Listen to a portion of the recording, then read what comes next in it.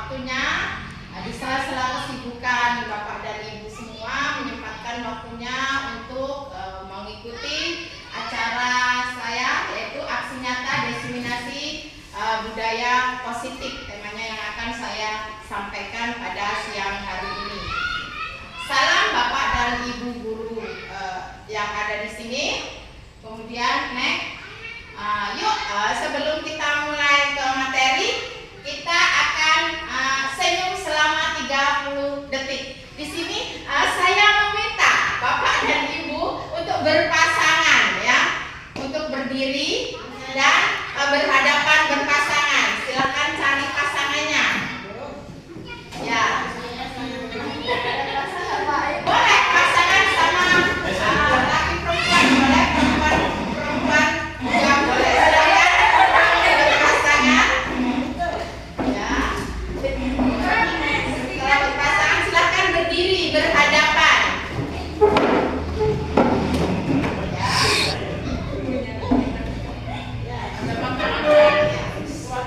Boleh bertiga, nggak apa-apa.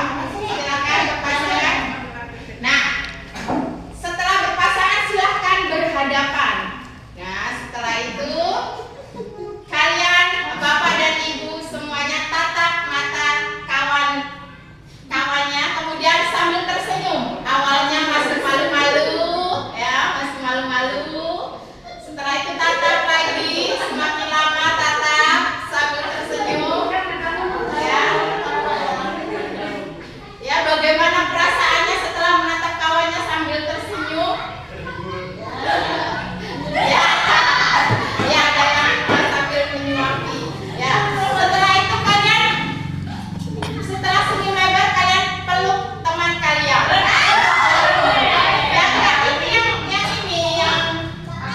Peluk teman kalian.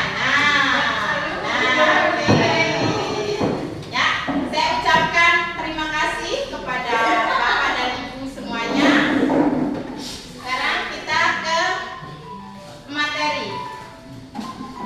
Sebelum ke materi, kita akan adakan kesepakatan di dalam forum destinasi, yaitu kesepakatan yang ada di ruangan ini.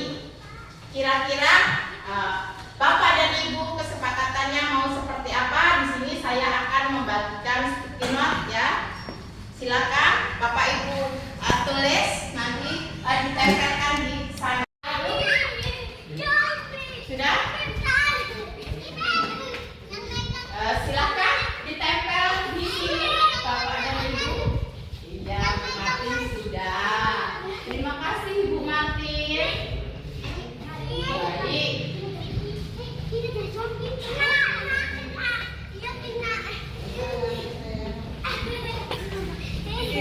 Ya, Martin pun sudah. Nah.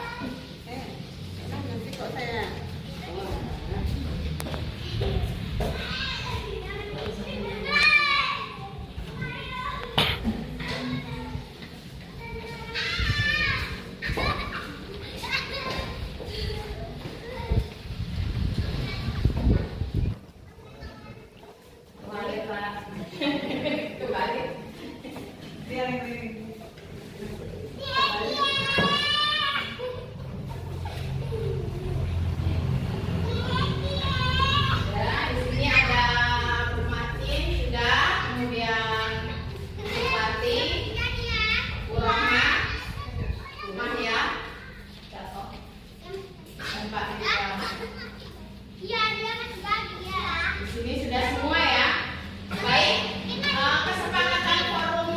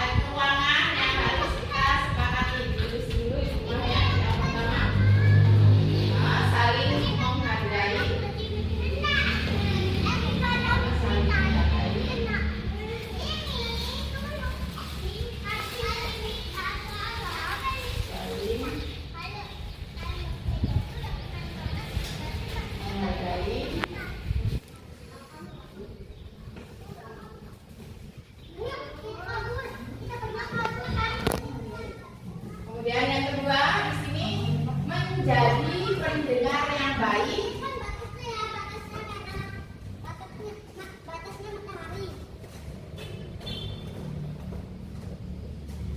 Menjadi pendengar yang baik.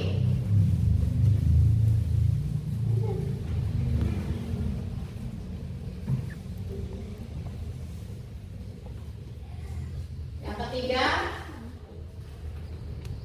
izin saat ingin keluar ruangan.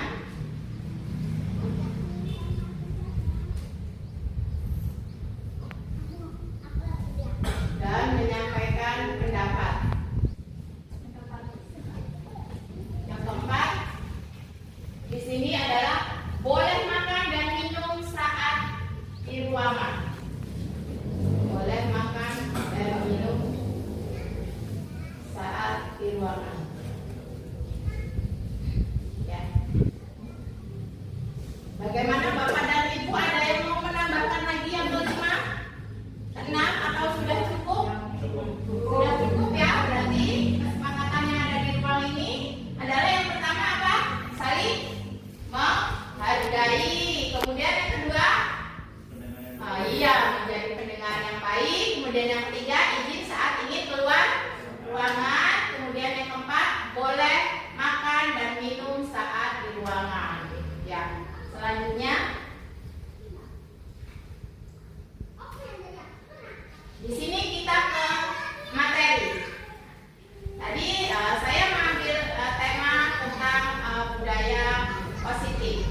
Di sini seorang guru yang baik harus memiliki kemampuan dalam mewujudkan budaya positif di sekolah. Kemudian budaya positif dapat dijalankan dengan menerapkan konsep-konsep seperti yang pertama, disiplin positif. Nah, di sini apakah ada yang tahu apa itu disiplin positif menurut Bapak dan Ibu? Ya, silakan Bu Rahma. Disiplin positif itu perilaku yang baik dalam kehidupan sehari-hari yang kemudian bisa kita biasakan kepada anak di sekolah. Itu namanya disiplin positif. Ya, baik. Terima kasih Bu Rahma. Pendapatnya sangat bagus sekali. Kemudian ada yang mau menambahkan tentang disiplin positif itu seperti apa? Ya, silakan Ibu Mahya. Tentang disiplin positif itu adalah kebiasaan yang baik, yang mana kebiasaan itu harus selalu kita terapkan ketika kita bertemu dengan teman-teman, sehingga kita menjadi nyaman, senang, dan teman kita juga menjadi senang dan nyaman. Baik, berarti adanya harus positif lah ya. Terima kasih Bu Mahya. Ada lagi yang menambahkan? Ya, tidak ada. Kemudian kita yang kedua tentang motivasi perilaku manusia. Di sini, motivasi itu sendiri pengertiannya apa? Ada yang mau menjawab? Ya, dari Ibu Ipa. Dorongan untuk melakukan hal yang positif. Iya, motivasi perilaku manusia. Yang motivasi, terima kasih Bu Ipa. Dorongan untuk melakukan apa tadi?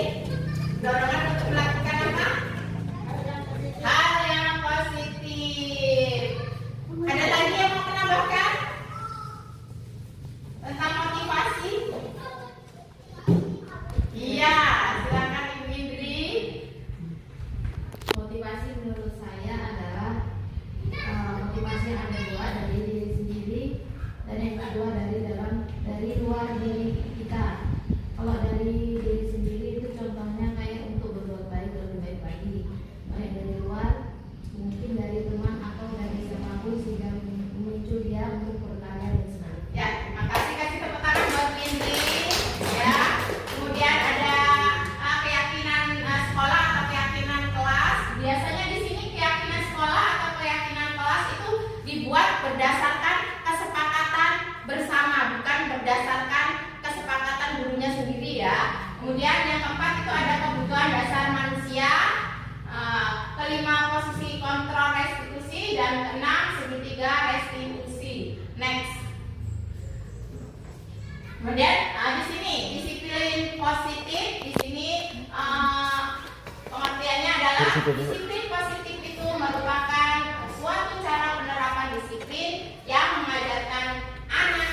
bertanggung jawab dan menumbuhkan kesadaran diri berdasarkan nilai-nilai kebajikan. Di sini saya mengambil belajar di perpustakaan, ya. Next. Kemudian disiplin positif juga di sini lebih ke arah disiplin diri yang dapat mengontrol diri dalam melakukan segala tindakan. Dan disiplin positif juga di sini dapat membuat murid memahami dan menyadari berdasarkan motivasi internal, bukan akibat paksaan, ujian atau hukuman. Jadi mereka melakukan atas dasar keinginan mereka sendiri, bukan karena dia takut dihukum ataupun bukan karena ingin dipuji oleh gurunya. Nah, kemudian di sini setelah disiplin positif, saya melakukan keyakinan sekolah ataupun keyakinan kelas. Kebetulan di sini saya seorang guru kelas di kelas 5 di SDN 11 Paratai, Kabupaten Pesawaran, Lampung. Di sini saya sebagai guru berperan dalam mewujudkan terbentuknya keyakinan kelas dengan adanya kesepakatan antara guru dan murid. Kemudian di sini setelah itu saya membuat keyakinan kelas dengan cara tadi membagikan sticky note ke semua anak murid. Kemudian setelah disepakati, jadilah seperti ini kesepakatan kelas 5. Di sini keyakinan kelas 5. Di sini guru kelasnya Ibu Luciana SPD. Nah, kemudian ada kebutuhan dasar manusia. Nah, di sini ada pernyataan. Ketika seorang murid melakukan suatu perbuatan yang bertentangan dengan nilai-nilai kebijakan atau melanggar peraturan, hal itu sebenarnya dikarenakan mereka gagal memenuhi kebutuhan dasar mereka. Nah, kebutuhan dasar manusia itu ada apa aja, Ibu, Bapak? Yang pertama, apa ini? Sandang. Kemudian ini apa? Rumah apa? Kemudian apa ini?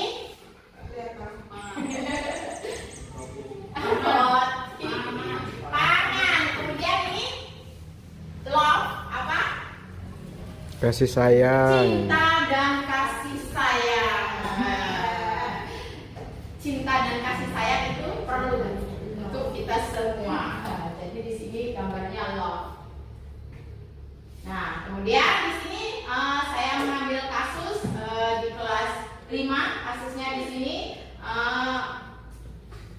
ada seorang salah satu murid di kelas 5 tempat saya mengajar itu setiap hari dia senang mengambil makanan dari kawannya. Ya, di sini saya tanyakan alasan Hilal. Jika Bapak dan Ibu menjadi ada di posisi Ibu Lucy, kenapa alasan Hilal mengambil makanan tersebut? Kenapa? Ada yang bisa menjawab? Kenapa? Alasannya? Ya. Nah, terkait pertanyaan di atas, mungkin kalau seandainya saya menjadi guru sih, saya akan panggil anak tersebut dan saya akan bertanya kepada anak tersebut kenapa sering mengambil bahan temannya. Bisa jadi anak itu dia tidak punya uang saku, atau bisa jadi juga dari salah satu temannya itu punya bekal yang lebih, jadi bisa saling berbagi. Ya, baik. Terima kasih Pak Rifan. Harapannya di sini saya mengambil studi kasus di dalam kelas. Di sini sedang bingung menghadapi kelas salah satu murid di kelasnya yaitu bernama Hilal. Kemudian di sini beberapa anak telah mengeluhkan di mana Hilal yang sering mengambil makanan mereka dengan paksa. Ya, itu ada gambarnya. Jika Anda menghadapi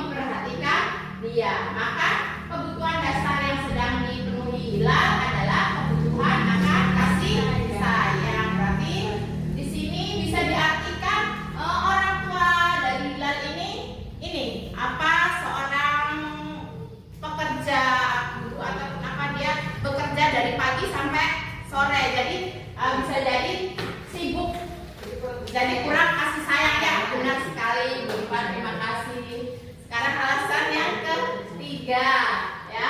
Alasan yang ketiga. Alasan yang ketiga.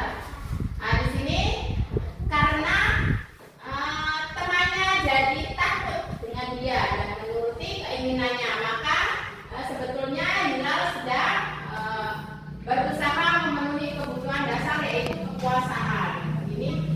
Ini misalkan di sini hilal butuh pengakuan bahwa ini loh aku, gitu ya.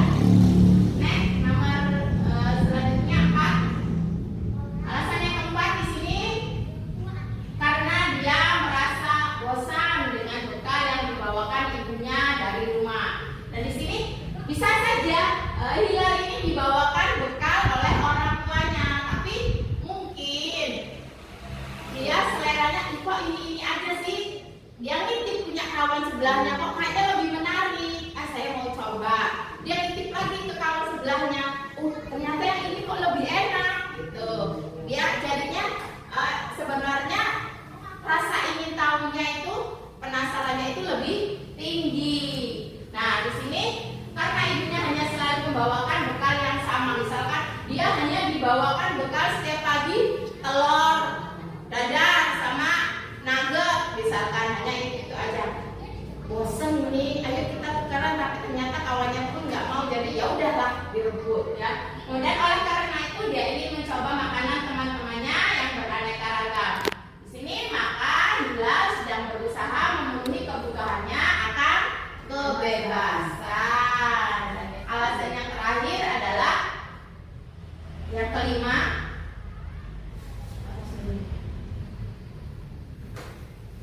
Alasan yang kelima di sini karena hilal ia ingin melakukan atau ia iseng kepada temannya. Ia menikmati ekspresi wajah teman-temannya yang kesal karena diambil makanannya, dan menurut dia ekspresi teman-teman itu lucu. Kan kadang-kadang kalau ada yang diambil makanannya, ada yang ekspresinya kesel, ada yang marah, ada yang menangis, ada yang ketawa. Ih, kok kamu gitu sih ngambil makananku? Jadi hilal itu senang melihat kawannya seperti itu, ekspresinya kok bagus gitu menurut dia. Jadi maka berarti hilal sedang berusaha memenuhi kebutuhannya akan kesenangan. Dia menghibur diri dengan cara seperti itu. Dan selanjutnya di sini ada profil pelajar Pancasila. Profil pelajar Pancasila ini ada 6. Ada lagunya ya Bu, Bapak. Ada yang bisa menyanyi, kita menyanyi bersama-sama ya. Belajar Pancasila, beriman dan bertakwa pada Tuhan yang esa, dan berakhlak mulia, berkebudayaan global, gotong royong mandiri, kreatif dan bernalar kritis. Terima kasih atas lagunya, sangat keren, suaranya merdu-merdu sekali. Nah, di sini ada 6 profil pelajar Pancasila. Yang pertama yaitu beriman, bertakwa kepada Tuhan yang Maha Esa, dan berakhlak mulia. Kemudian yang kedua, berkebinekaan global. Yang ketiga, gotong royong. Keempat, mandiri, kreatif, dan bernalar kritis. Nah, contoh beriman dan bertakwa di sini dalam sekolah biasanya anak atau peserta didik kita dicontohkan dengan cara seperti apa?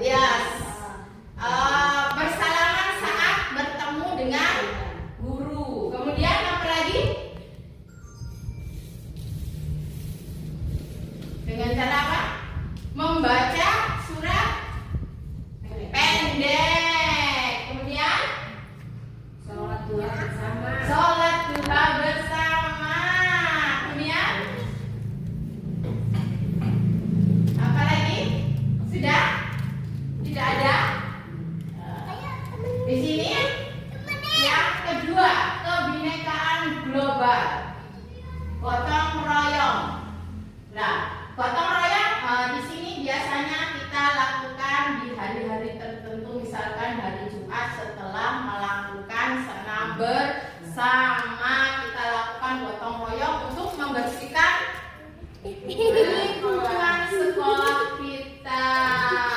Mandiri, kreatif. Kreatif itu kita menciptakan apa? Suasana yang nyaman. Terus kreatif itu apa? Kreatif? Ada yang tahu apa itu kreatif? Kreatif adalah menciptakan ide baru. Terima kasih Bu Maya. Kemudian ada yang bernalar kritis. Ya, apa bernalar kritis? Apa? Kalau bernalar kritis berarti gimana ini? Bernalar kritis. Orangnya apa? Apa? Suka memberikan pendapat kritis, ya. Kemudian di sini nilai-nilai kebajikan apa saja yang mungkin bisa kita terapkan di kehidupan sehari-hari untuk anak didik kita. Nah, kita tadi udah kasih contohnya kalau beriman dan bertakwa itu setiap pagi sesudah masuk kelas kita yang pertama adalah membaca doa bersama. Kemudian guru piket memandu dari kelas 1 sampai kelas 6 membacakan surat pendek ya. Kemudian apalagi melakukan sholat duha bersama. Kemudian sopan santun, contohnya bersalaman kepada bapak dan ibu guru. Nah, motivasi perilaku manusia yang selanjutnya. Di sini motivasi perilaku manusia itu dibagi menjadi 3. Yang pertama itu untuk menghindari ketidaknyamanan hukuman, ya. Kemudian yang kedua untuk mendapatkan imbalan atau penghargaan. Kemudian untuk menghargai diri sendiri. Nah, di sini dibagi menjadi 2, ada motivasi eksternal dan internal. Kalau eksternal berarti di mana? Luar. Kalau ini berarti dari dalam, ya.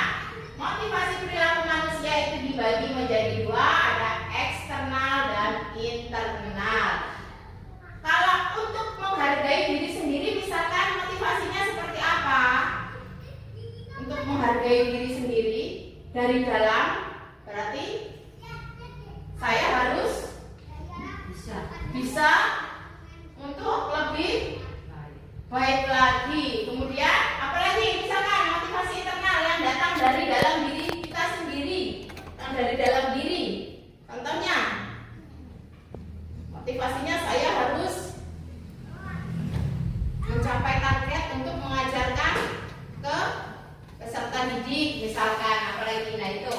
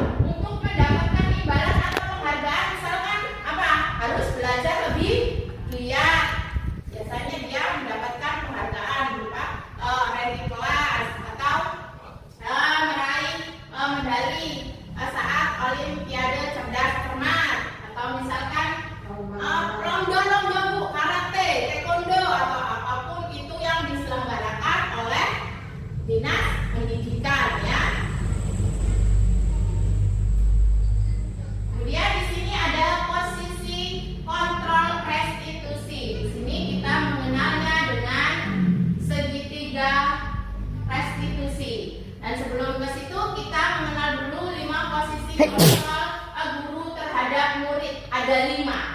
Yang pertama sebagai penghukum, kemudian yang kedua membuat merasa bersalah, kemudian sebagai teman dan sebagai pemantau atau manajer. Dulu saya sebelum mengikuti pendidikan guru penggerak ini, posisi kontrol saya sebagai guru adalah sebagai penghukum dan apa? Di sini sebagai penghukum. Karena apa? Saya tahunya kalau anak tidak mengerjakan PR, saya silakan menulis 10 atau berapa kata gitu. Maaf, saya tidak mengerjakan PR karena lupa, biasanya saya katakan seperti itu. Tapi setelah saya mengikuti pendidikan guru penggerak ini, di sini saya sedang berusaha untuk menjadi manajer, ya, seorang manajer. Kenapa? Karena kalau sebagai penghukum di sini kita, kalau setiap anak yang bersalah dihukum, setiap anak yang bersalah dihukum itu ternyata salah, ya. Kemudian kalau sebagai pembuat merasa bersalah itu contohnya seperti apa? Dia itu jadi serba bingung. Misalkan kita sudah capek-capek nih menjelaskan nih, ternyata anak itu tidak tahu. Kita bicaranya seperti, aduh nak, gimana sih, ibu udah capek-capek ngejelasin masa nggak tahu kan? Jadi siswa itu merasa bersalah. Perasaan aku udah ngelihat dari tadi, udah menyimak, kok guru bilang seperti itu ya. Jadi mereka jadi berkecil hati, dan itu juga tidak boleh, ya. Kemudian sebagai teman, di sini bagus sebagai teman kita bisa berbaur, tapi nyatanya kalau di kelas tinggi bisa, kalau kita memposisikan guru sebagai teman itu anak bisa kurang menghormati kita. Ya benar, ya kasarnya seperti itu. Kalau menurut pendapat saya, ya. Nah, kemudian kalau sebagai pemantau itu kita sama aja masa bodoh. Ya udah ribut ya, silahkan. Enggak ya, silahkan kita pantau aja. Ini kita mantau aja. Tapi kalau sebagai manajer semuanya, ya, kita rangkul, ya. Nah, ini saya ingin bertanya dari Bapak dan Ibu yang ada di ruangan ini, kira-kira hari ini sebagai apa posisinya, posisi kontrolnya dari Ibu Parti terlebih dahulu, boleh mungkin posisi di kelas sebagai apa dan bisa kasih alasannya? Sebagai manajer, kenapa? Ya, terima kasih Bu Parti. Kemudian dari Pak Ridwan, Sebagai manajer. sebagai manajer. Dari Bu Parti, manajer juga. Kemudian dari Bu Indri, sama. Bu, oh sama, padahal belum dikasih ini ya, pertanyaan udah sama. Kenapa harus sama semua? Kemudian dari Bu Zaifa, sama. Dari Bu Maria, terima kasih. Berarti di sekolah ini sudah melaksanakan posisi kontrol dengan sudah sempurna, ya, mendekati sempurna, ya. Kemudian setelah posisi kontrol kita mengenal yaitu tentang segitiga restitusi, ya. Di sini restitusi sendiri adalah proses menciptakan kondisi bagi murid untuk memperbaiki kesalahan mereka sehingga mereka bisa kembali pada kelompok mereka dengan karakter yang lebih kuat, ya. Dibagi menjadi 5, apa saja itu? Yang pertama, belajar dari kesalahan. Kemudian yang kedua, memperbaiki hubungan. Yang ketiga, merupakan tawaran atau bukan paksaan. Kemudian yang keempat, menuntun untuk melihat ke dalam diri.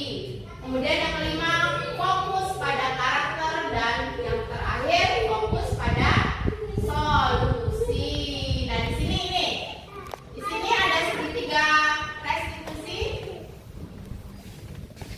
Yang pertama adalah validasi tindakan yang salah, kemudian menanyakan keyakinan dan stabilitas menstabilkan identitas. Kita ambil,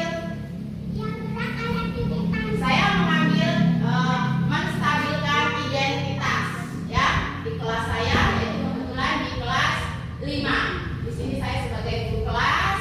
Di sini yang pertama saya mengambil kasus, yaitu ada seorang siswa yaitu yang bernama Rian dengan Faris sedang berantem, entah berebut apa ya.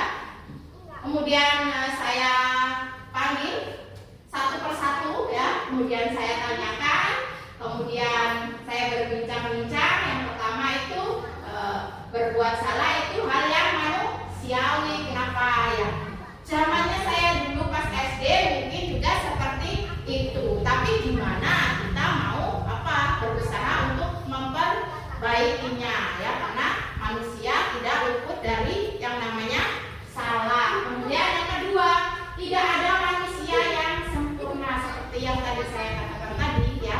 Semua manusia itu pernah melakukan salah, tetapi bagaimana cara kita untuk berusaha menyikapinya atau memperbaikinya ya. Kita pasti bisa menyelesaikan masalahnya. Di sini kita cari dulu akar permasalahannya dari peserta didik saya. Awalnya mereka ada masalah itu, cerita awalnya seperti apa. Dan yang lepas Bapak itu tidak tertarik untuk mencari tahu siapa yang benar dan siapa yang salah. Di sini kemudian saya bertanya, saya menanyakan, Bapak Ibu tidak tertarik untuk mengetahui siapa yang benar dan siapa yang bersalah, tetapi saya lebih tertarik untuk menyelesaikan masalahnya. Kemudian kalau kamu menyalahkan dirimu sendiri terus menerus, apakah kamu bersikap baik kepada dirimu sendiri? Nah, di sini saya melakukannya dengan cara membuat tindakan langsung di dalam kelas, ngobrol berdua. Saya panggil satu persatu. Bu, kenapa kok tidak dipanggil keduanya? Karena biasanya kalau dipanggil keduanya itu malah tidak tercapai masalahnya, malah semakin apa? Ya, yang sini merasa pendapat saya benar, Bu, yang sini juga merasa benar. Jadi saya pilih memanggilnya satu-satu. Kemudian saya pakai cara segitiga restitusi. Kemudian next, validasi tindakan yang salah. Setelah saya menanyakan, kemudian saya memvalidasi tindakan yang salah. Di sini yang pertama, saya dengan cara pendekatan saya menanyakan, kamu pasti punya alasan mengapa kamu melakukannya. Nah, pasti mereka itu berbuat seperti itu sama kawannya, pasti dia juga, Bu, misalkan saya nakal sama si Faris karena dia mengambil pen saya, makanya saya marah. Bisa jadi seperti itu. Jadi kita sebagai guru tidak boleh langsung menyalahkan, kamu salah nak, tidak. Jadi kita harus mencari dulu apa akar permasalahannya. Kemudian apa yang penting bagi kamu ya. Kemudian kamu boleh tetap berusaha menjaga sikap itu, tapi tambahkan sikap yang baru. Misalkan di sini mempertahankan diri, misalkan saya benar, makanya saya melakukan itu, boleh, tapi kita juga harus berpikir lagi, kira-kira kalau saya tetap seperti itu, nanti akan jadi seperti apa, ini akan berimbas seperti apa, kedepannya juga harus dipikirkan secara matang. Kemudian, maukah kamu belajar cara lain untuk mendapatkan yang kamu butuhkan tanpa harus memukul? Nah, di sini misalkan aku kepengen permen yang ada di tangan Pak Ridwan. Gimana caranya biar tidak kasar, biar tidak dengan memukul, itu seperti apa? Berarti dengan cara apa? Pak Ridwan, kayaknya permen itu manis loh.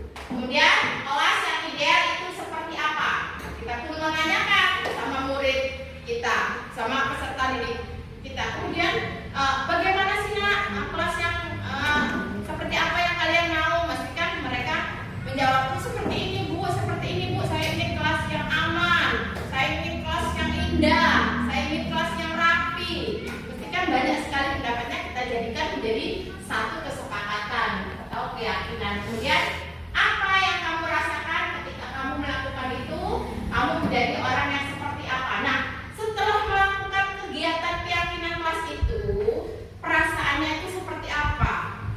Apakah senang, apa marah, atau berontak? Kira-kira seperti apa? Senang. Senang semua? Senang. Dan sudah selesai pembahasan kita. Saya akhiri. Bila ada kesalahan atau kekurangan, kekeliruan dalam saya menyampaikan materi destinasi budaya positif pada modul 1.4 ini, saya minta maaf. Saya akhiri. Bila taufiq wal hidayah. Wassalamualaikum warahmatullahi wabarakatuh. Terima kasih semuanya.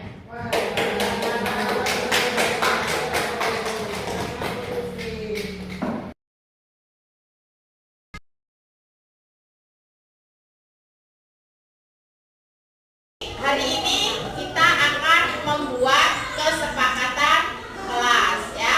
Kesepakatan kelas ini dibuat berdasarkan apa? Kesepakatan kita semua ya, bukan ibu guru yang menentukan. Nah, nanti silakan ditulis, ibu bagi ya. Di sini ada warna hijau, oranye, coklat. Nanti kalian yang hijau taruh di hijau, yang kuning taruh di kuning, yang coklat taruh di coklat. Silahkan kalian tulis kesepakatan kelas yang bagaimana, yang seperti apa yang kalian inginkan ya nak ya. Silahkan ditulis. Setelah itu satu persatu maju untuk ditempelkan di sini. Silahkan. Ya, sudah ditulis semua? Yuk, aku silahkan ditempel ya. Ya, tapi warna hijau ya, silahkan. Silahkan ditempel dulu. Ayo ditulis. Paki sudah menulis? Oke. Naskah.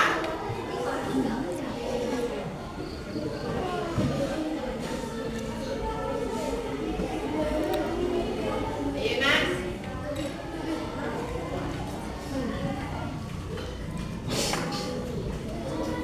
Ya.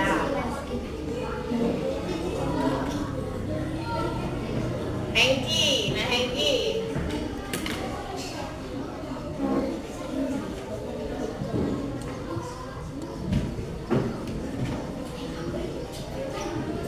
Ayo Nalian.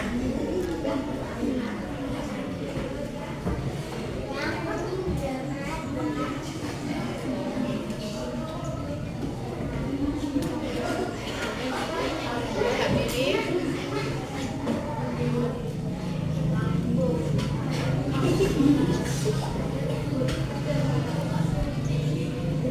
Apa? Nak Faris? Ayo. Zaiden.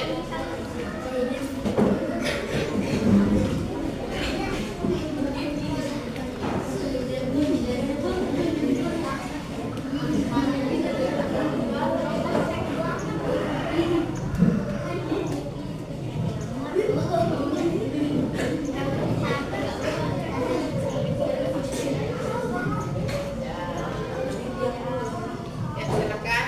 Nak Kim. Oke, warna apa nak? Ini. Ya.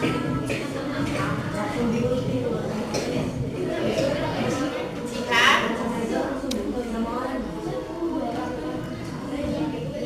Ya.